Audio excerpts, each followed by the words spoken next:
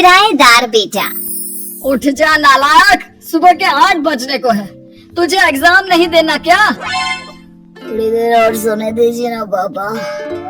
उठता है या फिर मैं तेरे ऊपर पानी फेंकूं? रोज गधों की तरह सोता रहता है, पेपर की कोई टेंशन ही नहीं है। और एक हमारा समय था जब हम पेपर में फेल होने के डर से रात भर पढ़ा करते थे, सो ही नहीं पाते थे।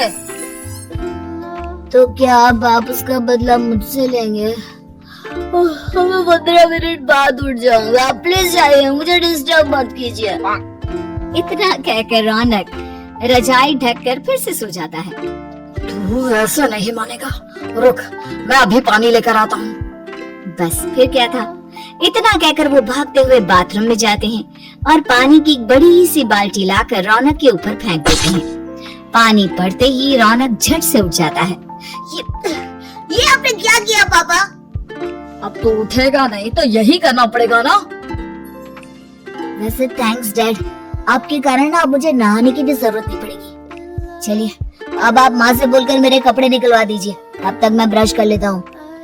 वैसे कल ना आप एक काम और करना, नहलाने के साथ साथ मुझे ब्रश भी करवा देना। ये ब्रश करने में ना मुझे बहुत आलस आता है। रौनक की बातों से अरविंद का मुंह खुला का खुला रह जाता है। वो अपनी पत्नी कमला के पास जाता है और रौनक की हरकतों के बारे में बताता है, जिसे सुन उसकी पत्नी हंसने लगती है। तुम अपने बेटे को समझाने के बजाय हंस रही हो।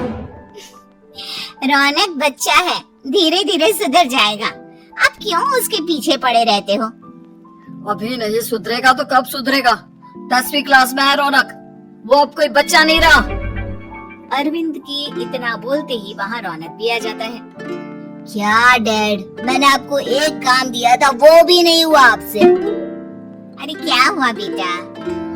माँ, मैंने डैड से बोला था कि वो आपको बोलकर मेरे स्कूल की यूनिफॉर्म निकाल दे, लेकिन मेरे पीछे पड़ने के अलावा इनसे एक काम ढंग से नहीं होता। देख रही हो कमला, देख रही हो अपने लाडली को? अरे आप चुप रहिए जी। चलो बेटा, मैं तुम्हें कपड़े निकाल कर दे देती हूँ बस।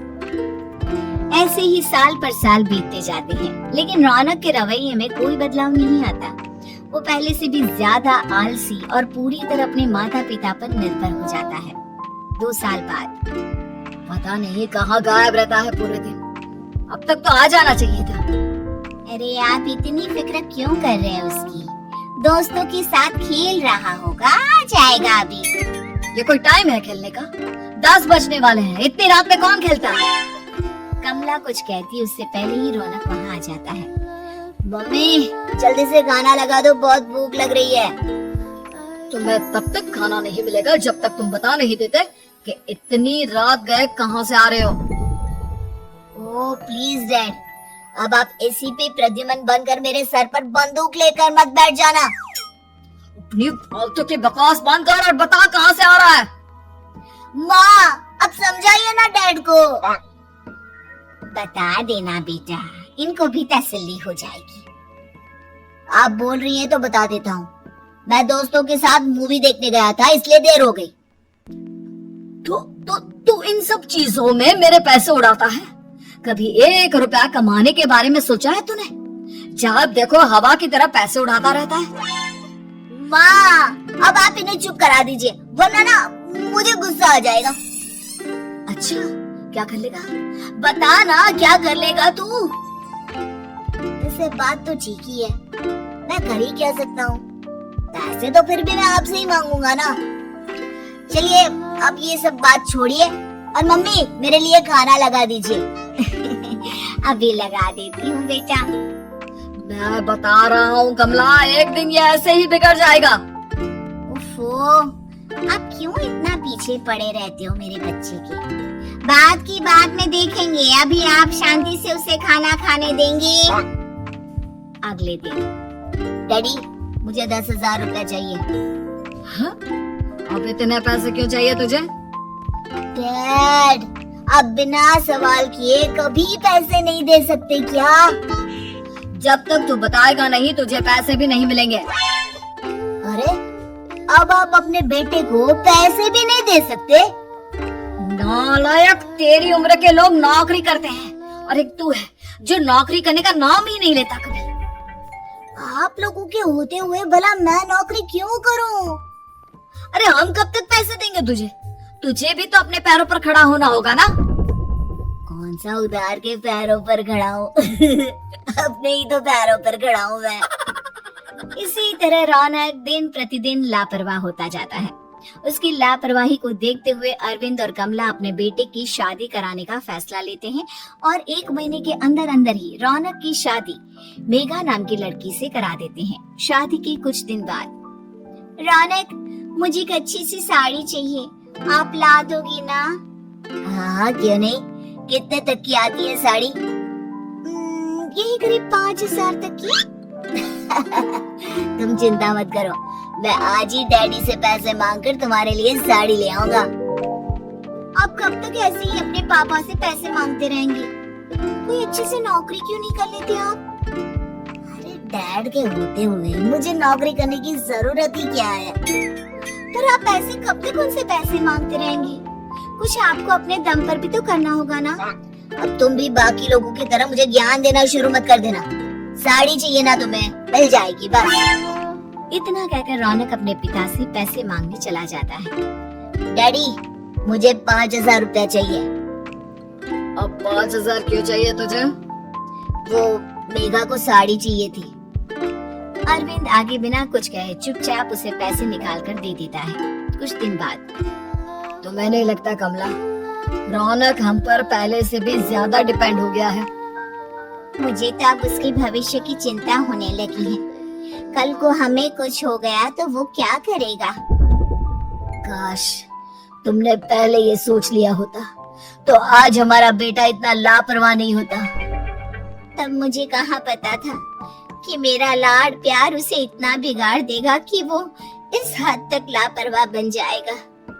कोई बात नहीं, अभी भी देर नहीं हुई। मुझे पता है उसे कैसे सुधारा जा सकता है। कैसे? अरविंद कुछ कहता उससे पहले रौनक वहां आ जाता है और पैसों के लिए हाथ फैलाने लगता है। डैड, मैं और मेघा बाहर घूमने जाना चाहते हैं। अरे वाह, ये आज सूरज कहाँ से निकला है? Dad please. अच्छा चलो अब मुद्दे की बात करो।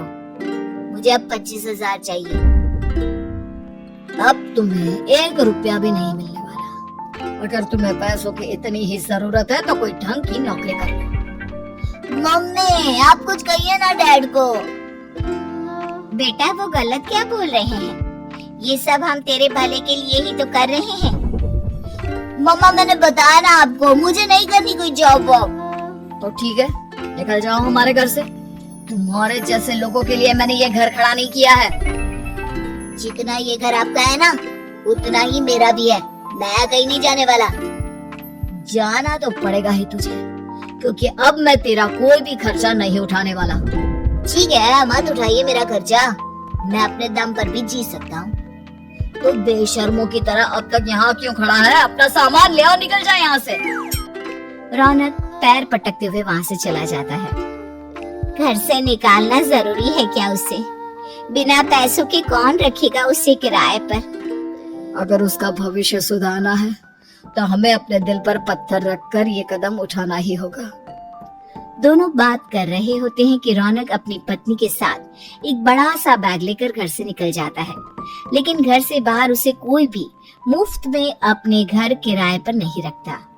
अंत में थक हार कर वो फिर से अपने घर चला जाता है। क्या हुआ? थोड़ी देर पहले तो दहाड़ते हुए घर से निकला था, अब क्या हुआ? नहीं रखा ना किसी ने तुझे किराए पर? डैड प्लीज, मैं कुछ दिनों में कोई अच्छी सी नौकरी शुरू कर दूंगा। आप तब तक तो हमें रख लीजिए प्लीज। सुबह से रात हो चुकी है लेकिन कोई हमें रखने को राजी नहीं है। अब आप ही बताइए, इतनी रात को मैं मेघा को लेकर कहाँ जाऊंगा? ठीक है ठीक है, बहू की वजह से मैं तुझे घर पर रख रहा हूँ, लेकिन तू इस घर में एक बेटे की नहीं बल्कि एक किराएदार की हैसियत से रहेगा। 3 महीने है तेरे पास। इन 3 महीनों के अंदर अंदर मुझे तेरी पहली तनख्वाह हाथ में चाहिए, समझ गया? पक्का डैड, इन 3 महीनों के अंदर अंदर तो कोई बढ़िया सी नौकरी ढूंढ ही लूंगा मैं। ऐसे ही धीरे धीरे समय बीतने लगता है और अरविंद के दिए 3 महीनों में से 2 महीने बीत चुके होते हैं। पापा जी ने हमें 3 महीने दिए थे, जिसमें से 2 महीने तो बीत चुके हैं। अब ये आखिरी महीना बचा है। अरे तुम चिंता मत करो, आज मेरा ना 2 जगह इंटरव्यू है, दोनों में से कहीं ना कहीं तो जॉब लग ही जाएगी। अच्छा, all the best. Raunak interview के लिए निकल जाता है, जिसके बाद शाम में रौनक घर आता है। कैसा गया इंटरव्यू? आपकी नौकरी लगी या नहीं? अरे पहले सांस तो ले लेने दो अच्छे से।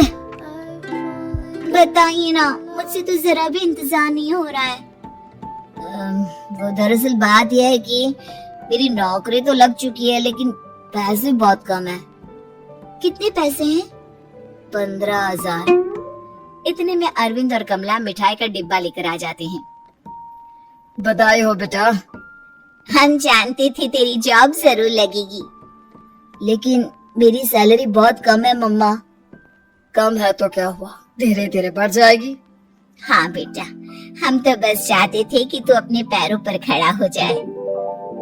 मतलब अब आप मुझे घर से नहीं निकालेंगे? नहीं, ये सब हमने तुझे जिम्मेदार इंसान बनाने के लिए किया था। Thank you mummy papa. अगर आप दोनों ऐसा नहीं करते तो मुझे कभी अपनी जिम्मेदारियों का एहसास तक नहीं होता। आज आपने मुझे सिखा दिया कि इंसान का अपने पैरों पर खड़ा होना भी जरूरी होता है। इतना कहकर रौनक झट से अपने माता पिता के गले लग जाता है और अपनी कमाई की पहली तनख्वाह वो अपने माता पिता के हाथ में सौंपता है। इस तरह रौनक एक गैर जिम्मेदार व्यक्ति से एक जिम्मेदार व्यक्ति बन जाता है।